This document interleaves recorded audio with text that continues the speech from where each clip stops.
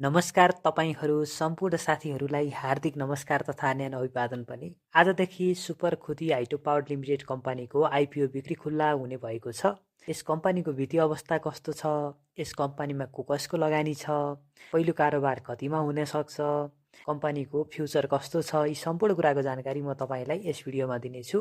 Video अन्तिमसम्म हेरिदिनु होला। सबैभन्दा पहिला हामीले कम्पनीको बारेमा चर्चा गरौँ। सुपर खुदी हाइड्रो पावर लिमिटेड कम्पनी ऐन 2063 अन्तर्गत 2065 साल पौष 2 गते कम्पनी रजिस्ट्रारको कार्यालयमा प्राइभेट लिमिटेड कम्पनीको रूपमा दर्ता भई 2080 साल असार 13 गते पब्लिक लिमिटेड कम्पनीको रूपमा रूपान्तरण भएको कम्पनी हो र यस कम्पनीको रजिस्ट्रार कार्यालय काठमाडौँ जिल्ला काठमाडौँ महानगरपालिका वडा नम्बर 30 दिल्ली बजारमा रहेको छ र कारोबार गर्ने मुख्य स्थान भनेको यस कम्पनीको जलविद्युत उत्पादन केन्द्र पावर हाउस लमजुङ जिल्लाको मर्स्याङ्दी गाउँपालिका वडा नम्बर 2 र 3 मा रहेको छ।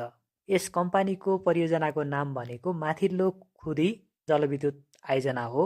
यसको विद्युत गृह स्थल भनेको लमजुङ जिल्लाको मर्स्याङ्दी गाउँपालिका साबिक घनपोखरा र खुदी गाविसमा रहेको देख्न सकिन्छ भने स्रोत नदी भनेको खुदी खोला हो र आयोजनाको किसिम भनेको रन अफ रिभर हो र रन अफ रिभर भनेको बग्दै गरेको खोलाबाट बिजुली निकालिने भनेर तपाईँले बुझ्नुपर्छ।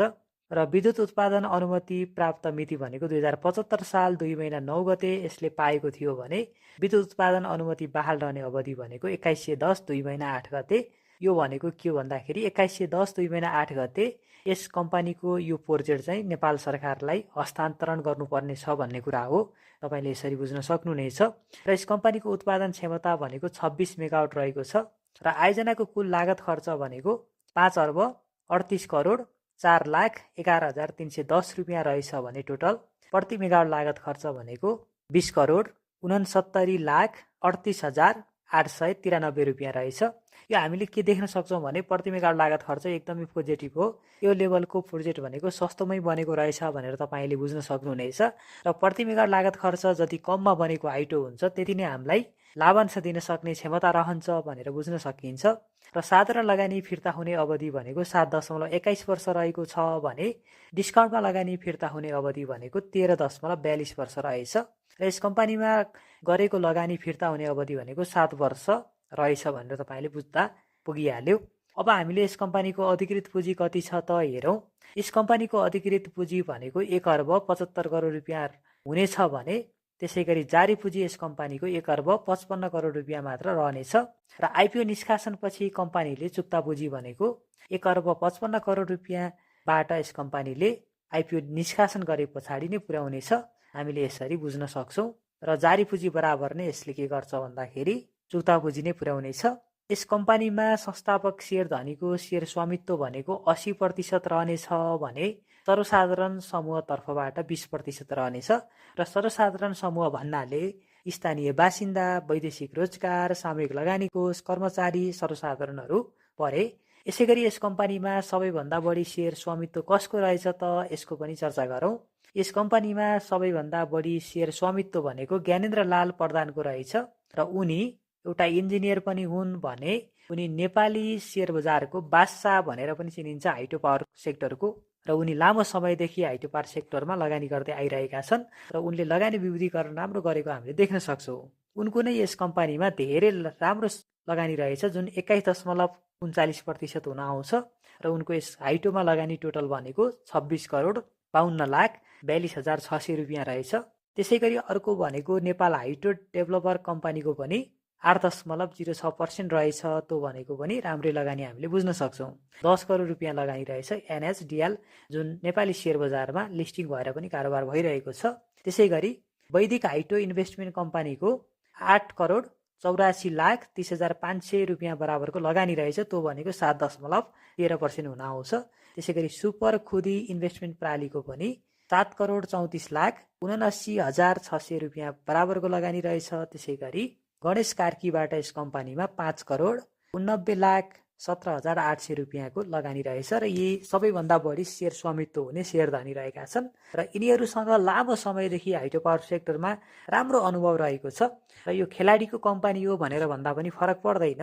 किन भन्दाखेरि ज्ञानेन्द्र लाल प्रधान भनेको हाइड्रोको शेयर बजारको खेलाडी नै हुन्। यसरी तपाईँले बुझ्न सक्नुहुनेछ।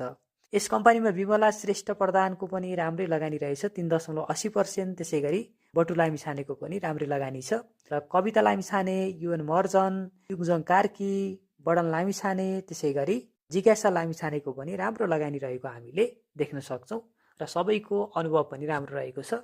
यस कम्पनीको अध्यक्ष भनेको चेतन प्रधान रहेका छन् र उनी 29 वर्षको उमेरमा यस कम्पनीको अध्यक्ष रहेका छन्। उनीसँग एकेजेसिएलको सञ्चालकदेखि कालीगण्डकी हाइड्रो पावर लिमिटेडसम्मको अनुभव रहेको हामीले देख्न सकिन्छ र उनीसँग राम्रो अनुभव छ। त्यसै गरी गणेश कार्की यस कम्पनीको प्रबन्धक सञ्चालक हुन् भने र गणेश कार्कीसँग पनि राम्रो अनुभव रहेको हामीले देख्न सक्छौँ। उनीसँग सिङ्गटी हाइड्रो पावर, त्यसै गरी पिपल्स हाइड्रो पावरसम्मको अनुभव रहेको छ।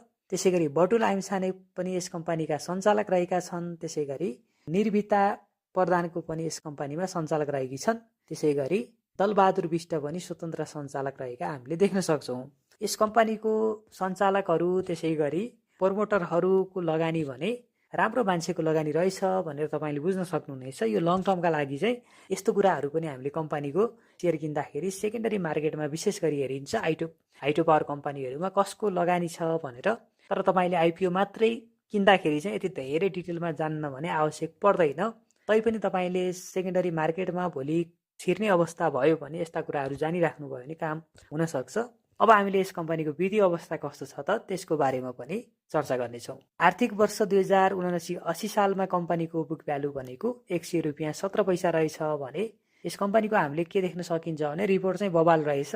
र आर्थिक वर्ष 2080-81 सालमा कम्पनीको बुक भ्यालु भनेको 127 रुपियाँ 27 पैसा रहेछ र प्रति सेयर आम्दानी भनेको 16 रुपियाँ 77 पैसा रहेछ। यस कम्पनीको एक किता सेयरले 16 रुपियाँ 77 पैसा कमाउने रहेछ।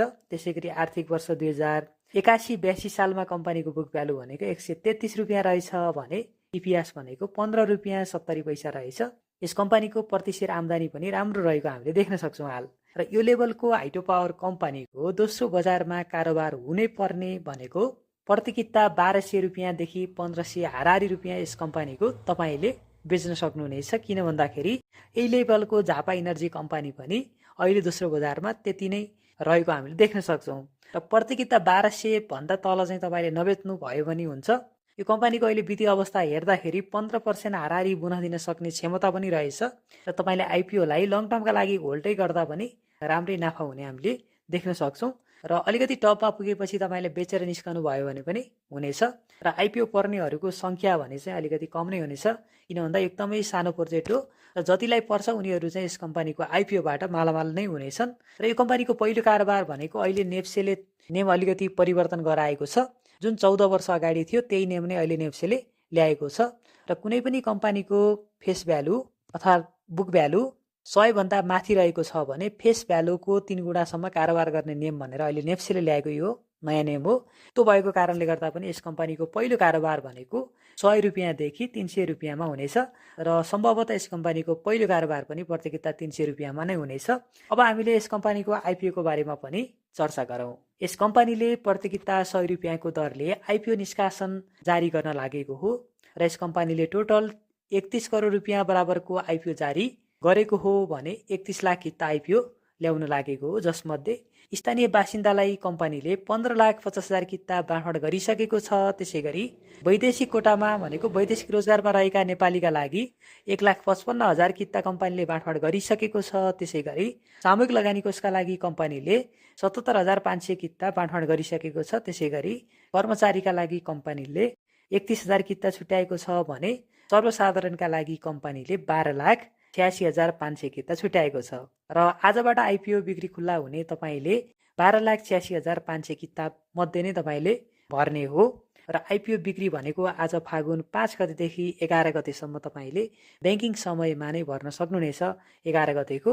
र आइपिओ पर्ने भनेको 1,28,650 जनालाई 10 किताको दरले पर्नेछ। त्यो भएको कारणले गर्दा पनि तपाईँले धेरै आइपिओ किता आवेदन दिनु परेन, 10 किता मात्र दिनुभयो भने काफी हुनेछ र एकदम थोरैजनालाई नै पर्ने हो। अहिलेको सिनारियो हेर्ने हो भने आइपिओ भर्नेहरूको सङ्ख्या भनेको 25 लाख भन्दा पनि बढी रहेको देख्न सकिन्छ। त्यो भएर लगभग 24 लाख भन्दा बढीको त हात खाली नै हुनेछ।